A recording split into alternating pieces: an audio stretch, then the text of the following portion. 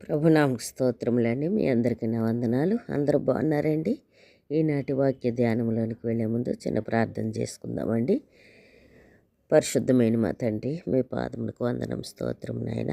గొప్ప దేవుడు, మీకు వందనాలు నాయన. మా జీవితంలో మరొక నూతన దినాన్ని అనుగ్రహించినందుకు వందనాలు చెల్లిస్తూ ఈ దినం మాకు ఆశీర్వాదకరంగా చేయమని మీకే వందనాలు చెల్లిస్తూ యేసుక్రీస్తు పరిశుద్ధ నామమున ప్రార్థించి ప్రారంభించుకొంచున్నాం మా తండ్రి. ఆమేన్. హ్యాపీ న్యూ ఇయర్ అండి అందరికీ. ఈ సంవత్సరం దీవెనలతో దేవుడు మనలందరినీ ఆయన కృపలో భద్రపరచును గాక. ఆమేన్. మార్కు సువార్త 4వ అధ్యాయం 41వ వచనాన్ని ధ్యానించుకుందామండి. వారి మిక్కిలి భయపడి ఈయన ఎవరో, గాలియు సముద్రమును ఈయనకు లోబడుచున్నవని ఒకనితో ఒకడు చెప్పుకొనిరి. ఈ వాక్య భాగాన్ని మనం చూసినట్లయితే మరి గాలి సముద్రంపై యేసు ప్రభువారికి ఉన్న అధికారాన్ని శిష్యులు చూసి భయపడినట్లుగా ఇక్కడ లేఖనం మనకి తెలియపరుస్తుంది. ఈయన ఎవరు, గాలి సముద్రము కూడా ఈయన మాట వినుచున్నవని వారు ఒకరితో ఒకరు చెప్పుకోవటం, మరి ఆ విషయాన్ని దైవత్వాన్ని గురించి, ఆయన దైవత్వాన్ని, సృష్టిపై ఆయనకున్న అధికారాన్ని, సార్వభౌమాధికారాన్ని మరి ప్రభువారు ఎల్లడిపరచటం అనేది ఇక్కడ మనం చూస్తున్నాం. ఈ సంఘటన జీవితంలోని తుఫానులను, కష్టాలను సూచిస్తున్నట్లుగా ఇక్కడ లేఖనం మనకి తెలియపరుస్తుంది.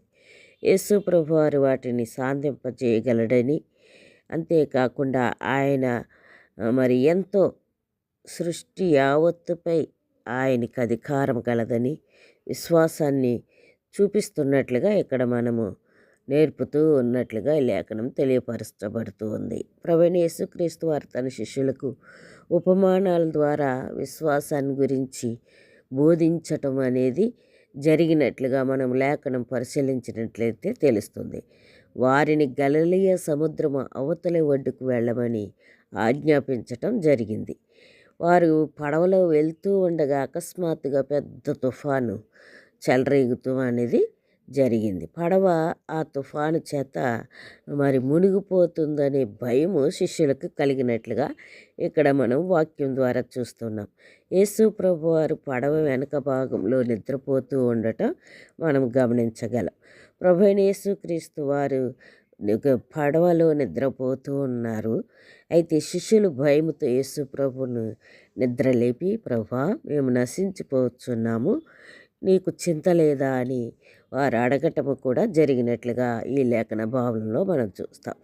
యేసు ప్రభు వారు లేచి గాలిని, సముద్రాన్ని నిశ్శబ్దంగా ఉండమని, అణిగిపోమ్మని ఆయన గద్దించడం జరిగింది. వెంటనే గాలి ఆగిపోయింది, సముద్రం నిశ్చలంగా మారింది. మరి ఆయన అధికారము ఇక్కడ మనకు కనబడుతుంది, దైవత్వము కనబడుతుంది. ఈ వాక్యము యేసు ప్రభు వారికి ప్రకృతి శక్తులపై కూడా ఆయన అద్భుతమైన అధికారాన్ని చూపిస్తూ ఉంది. గాలి, సముద్రం ఆయనకు లోబడటం ఆయన దైవత్వాన్ని మనకి కనపరుస్తూ, నిరూపించబడుతూ కనపడుతుంది. ఇది శిష్యులకు ఒక విశ్వాస పరీక్షగా కనబడుతుంది. వారు యేసు ప్రభు వారిని వారి యొక్క బోధనలను తన నిజ జీవితంలో అనుభవించటానికి ఇది ఒక అవకాశం.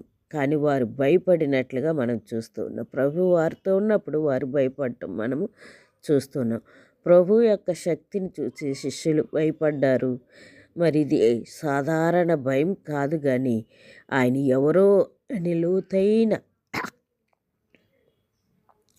భావంతో కూడిన భయాన్ని, ఆశ్చర్యాన్ని చూస్తూ ఉన్నాం. తుఫాన్ అనేది జీవితంలో కష్టాలకు, సమస్యలకు ఇదొక ఉదాహరణగా మనం చూడవచ్చు. ప్రభువైన యేసుక్రీస్తు వాటిని శాంతి పంచగలడని, ఆయనపై విశ్వాసం ఉంచటం ద్వారానే మనం శాంతిని పొందగలమని ఈ సంఘటన తెలియజేస్తుంది. యేసు ప్రభు వారి దైవత్వాన్ని, ఆయన శక్తిని, ఆయనను విశ్వసించటం ద్వారా మనం పొందే శాంతిని, ఆయనపై మనకున్న అవగాహనను తెలియజేస్తుంది.